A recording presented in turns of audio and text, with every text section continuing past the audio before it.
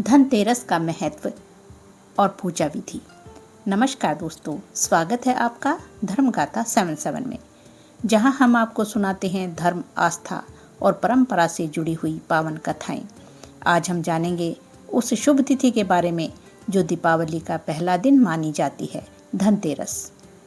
क्योंकि इस दिन धन और आरोग्य के देवता स्वयं पृथ्वी पर अवतरित हुए थे। तो आइए जानते हैं धनतेरस का महत्व और इसकी पौराणिक कथा। कार्तिक माह की त्रयोदशी तिथि, जिसे हम धनतेरस के नाम से जानते हैं, इस दिन धन की देवी माँ लक्ष्मी और धन्वंतरी भगवान की पूजा का विशेष महत्व होता है। तो आइए जानते हैं धनतेरस का महत्व, इसकी कथा और इस दिन के शुभ कार्य।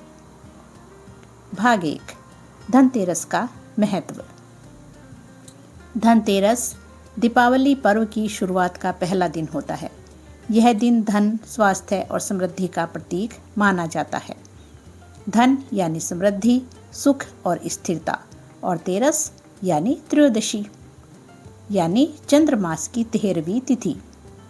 ऐसा कहा जाता है कि जो व्यक्ति इस दिन श्रद्धा और नियम पूर्वक माँ लक्ष्मी और धन्वंतरी देव की पूजा करता है, उसके घर में कभी धन की कमी नहीं होती और रोग भी दूर रहते हैं।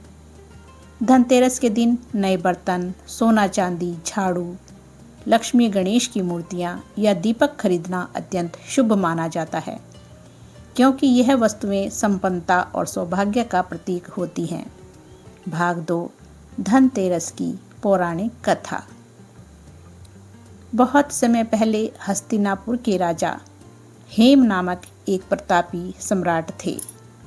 उनके पुत्र की जन्म कुंडली में लिखा था कि सर्पदंश से उसकी मृत्यु विवाह के चौथे दिन हो जाएगी। राजा बहुत दुखी हुए, परंतु नियति से कौन बच सकता है। जब राजकुमार का विवाह हुआ, उसी रात उसकी पत्नी ने एक उपाय सोचा।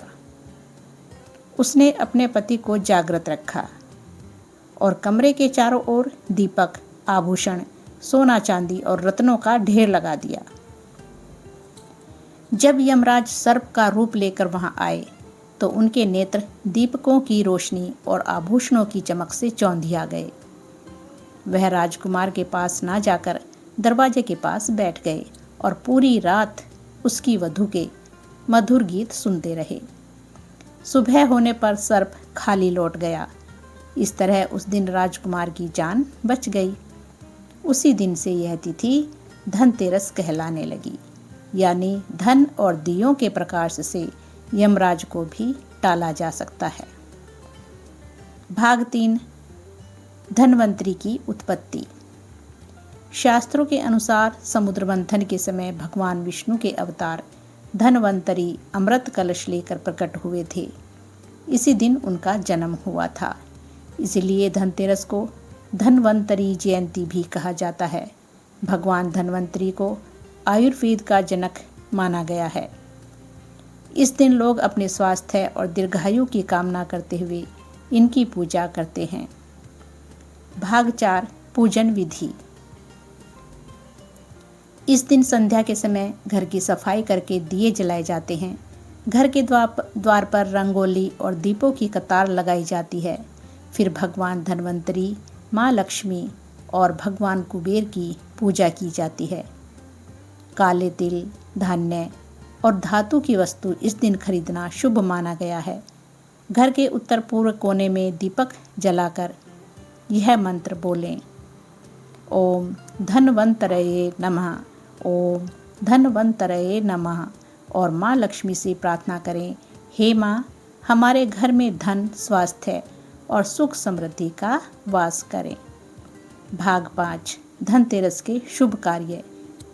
इस दिन घर में झाड़ू अवश्य खरीदी जाती है। यह दरिद्रता को दूर करती है।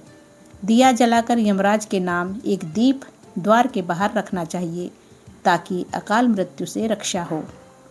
इस दिन दीप जलाकर शुभ लाभ और स्वस्तिक का चिन्ह बनाना भी अत्यंत मंगलकारी माना गया है।